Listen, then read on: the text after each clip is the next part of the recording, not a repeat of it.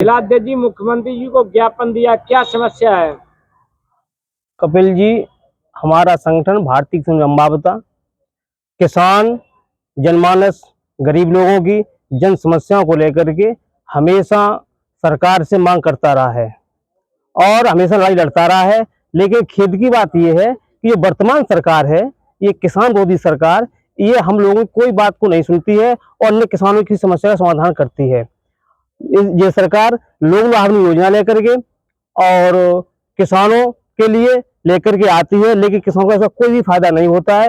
ये व्यापारियों का, उद्योगपतियों को और सरकारी कर्मचारियों को इनको फायदा पहुंचाने का काम करती है।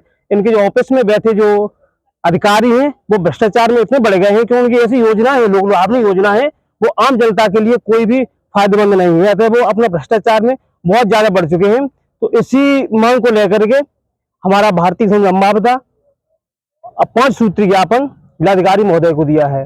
जी, एक बड़ी समस्या आ रही है कि जो सरकारी क्रय केंद्र है जहाँ धान वगैरह की खरीद हो रही, वहाँ किसान का धान नहीं लग रहा है। कहीं ना कहीं जो व्यापारी हैं वो सीधा खरीद रहे हैं और लगा रहे हैं। बड़ा भ्रष्टाचार हो रहा है इटावा में, इस पे क्या कहोगे? देखिए, ये बहुत विडंबना की बात है कि सरकार में बैठे हुए लोग, कहा जाता है जब किसानों का धुआं पराली जलती है तो दिल्ली तक पहुंच जाता है, लेकिन वहां बैठे भ्रष्ट ऑफिस में अधिकारी बैठे हुए, उनको ये नहीं मालूम है कि 24 रुपए धान बिकने वाला 1300 रुपए में, 1200 रुपए में मंडी में खरीदा जा रहा है।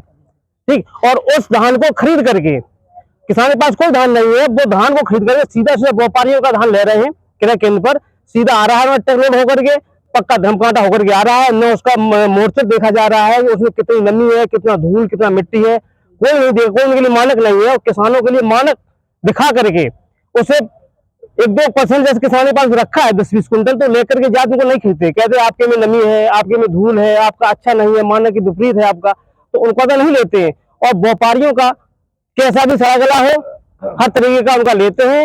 और लेते क्या, इनका कमीशन बना हुआ है, इनका 200 रुपए कुंटल, 300 रुपए कुंटल। जो अधिकारी है सोसाइटी में बैठे, जो उनके सचिव हैं, वो सभी कमीशन के जांच की मांग तो करते ही करते हैं। मैं इनकी संपत्ति की भी जांच मांग करता हूँ। भाई, इन्होंने अवैध संपत्ति एकत्रित कर रखा है, किसान लोगों का खून चूस करके।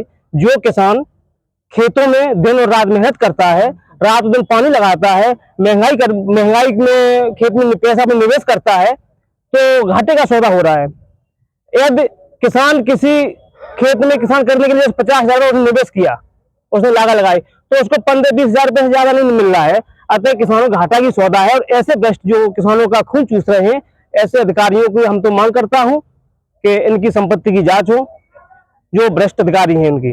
बहुत बहुत धन्यवाद।